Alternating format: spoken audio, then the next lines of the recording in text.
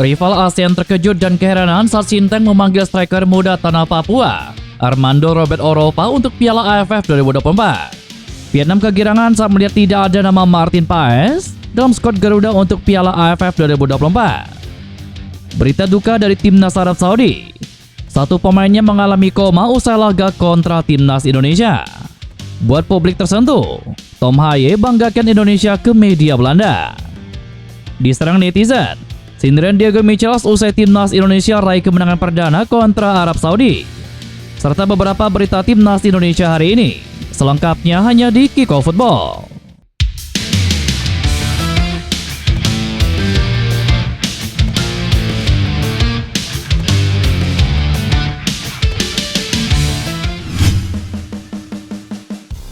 Sintayong resmi memanggil 33 pemain Timnas Indonesia untuk menjalani pemusatan latihan di Bali pada tanggal 26 November sampai tanggal 5 Desember mendatang, jelang tampil di Piala AFF.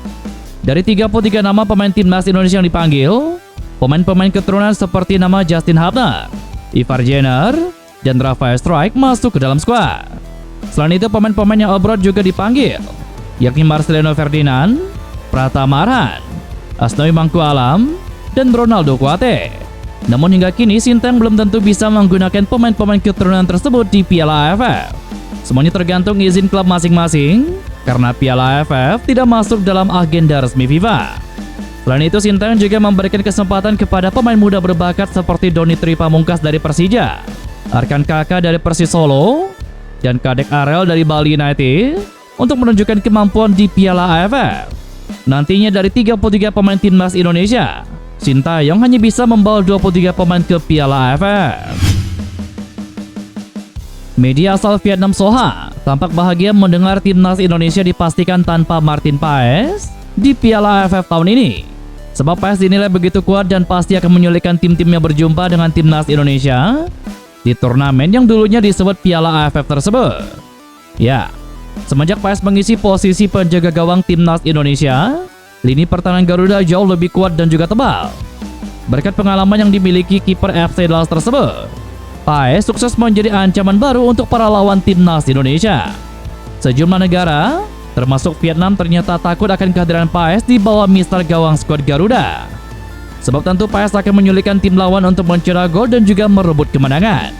Kendati demikian, nyatanya Paes tidak dipanggil pelatih Timnas Indonesia Sintayong untuk Piala AFF. Dari 33 nama yang dipanggil, Sintayong membawa 4 kiper dan tidak ada nama Martin Paes. Keempat kiper yang dibawa Timnas Indonesia versi tim U22 untuk Piala AFF adalah Cahya Supriyadi dari Bekasi City, Dava Fasya dari Borneo FC, Erlangga Setio dari PSPS, dan Ikram Al-Ghifari dari Semen Padang. Melihat daftar susunan kiper tersebut, Soha pun tampak lega. Bagi Soha, kini Vietnam dan tim-tim lain bisa memanfaatkan momentum absennya Martin Paes untuk mengalahkan Timnas Indonesia. Soha pun optimistis Vietnam bisa memetik kemenangan saat berjumpa dengan skuad Garuda.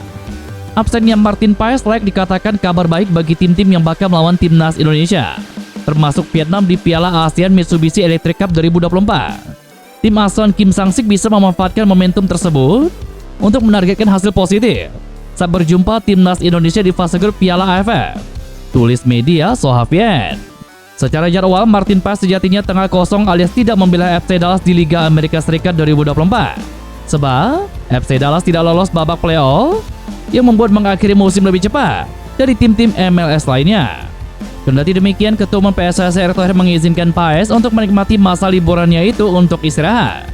Apalagi Piala AFF digelar pada akhir tahun, tepatnya pada tanggal 8 Desember 2024 sampai tanggal 5 Januari 2025.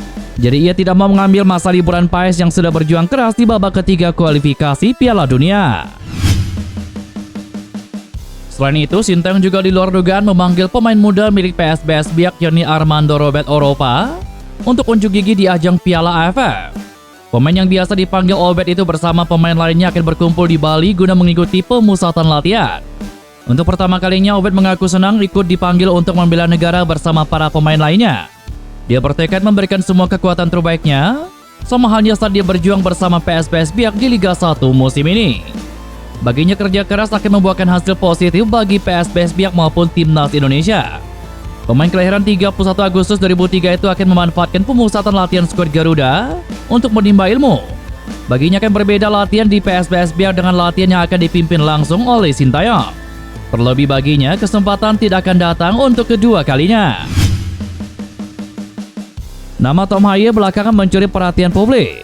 Pemain berdarah Indonesia Belanda ini kerap menjadi sorotan lantaran terlihat lebih bahagia ketika membela skuad Garuda. Netizen Indonesia bahkan sempat mengomentari performanya di Almere City yang dianggap jauh lebih mencolok dibanding rekan setimnya, hingga dijuluki penggendong klub. Selain itu, ekspresi Tom Haye saat bersama klubnya dinilai kurang antusias, dan beberapa kali ia terlihat kesal atau frustasi dengan situasi tim. Hal ini sangat berbeda ketika ia berbicara soal pengalamannya di timnas Indonesia. Dalam suatu kesempatan, Tom Haye dengan antusias berbagi cerita tentang atmosfer luar biasa stadion, hingga tradisi menyanyikan lagu Tanah Airku. Tradisi menyanyikan lagu Tanah Airku selepas pertandingan telah menjadi kebiasaan baru bagi timnas Indonesia, terutama saat berlaga di kandang. Tom Haye mengaku bahwa momen menyanyikan lagu Tanah Airku adalah salah satu pengalaman paling berkesan bagi dirinya. Ia tidak sungkan menyebut lagu tersebut sangat indah, baik dari segi melodi maupun maknanya. Baginya, tradisi ini tidak hanya menciptakan kedekatan emosional antara pemain, pelatih dan supporter, tetapi juga menjadi pengingat bahwa hasil pertandingan bukanlah segalanya. Tidak hanya lagu kebangsaan, atmosfer pertandingan timnas Indonesia di Stadion SUGBK Jakarta juga meninggalkan kesan mendalam bagi Tom Haye. Pemain berusia 29 tahun ini bahkan menyebut suasana stadion sebagai salah satu yang terbaik yang pernah ia alami. Itu adalah momen spesial ketika kami membentuk lingkaran dan menyanyikan Tanah Airku. Lagu ini berbicara tentang cinta dan rasa bangga terhadap negara. Menang atau kalah tidak jadi persoalan. Kami akan tetap selalu bersama-sama. Ketika bermain di SUGBK, saya hampir tidak bisa mendengar suara rekan setim saya karena begitu ramai. Rasanya luar biasa berada di tengah atmosfer yang seperti itu, kata Tom Haye. Ex-pemain timnas Indonesia, Diego Michels, turut berkomentar terkait kemenangan pertama skuad Garuda di putaran ketiga kualifikasi Piala Dunia. Kemenangan pertama timnas Indonesia itu diraih usai mengalahkan Arab Saudi 2-0 dalam matchday ke-6 grup C di Stadion GBK Jakarta pada tanggal 19 November kemarin. Diego Michels yang kini memperkuat Borneo FC itu tampaknya belum begitu puas dengan hasil yang diraih Marcelino Ferdinand dan kawan-kawan. Melalui kolom komentar unggahan akun Instagram Greg Nokolo, Diego seolah menyebut euforia supporter Garuda untuk kemenangan tersebut terlalu berlebihan. Terlihat juga Diego Michels menyebut beberapa pengguna media sosial dengan kata FOMO, yang kini ditujukan untuk fans dadakan timnas Indonesia. Sontak sosok pemain sepak bola berusia 34 tahun yang resmi dinaturalisasi pada tahun 2011 silam itu menjadi bulan-bulanan pengguna media sosial.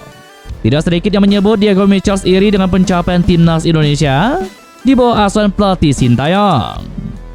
Dan itulah beberapa berita timnas Indonesia hari ini. Jangan lupa nantikan berita-berita seputar timnas Indonesia selanjutnya hanya di Kickoff Football.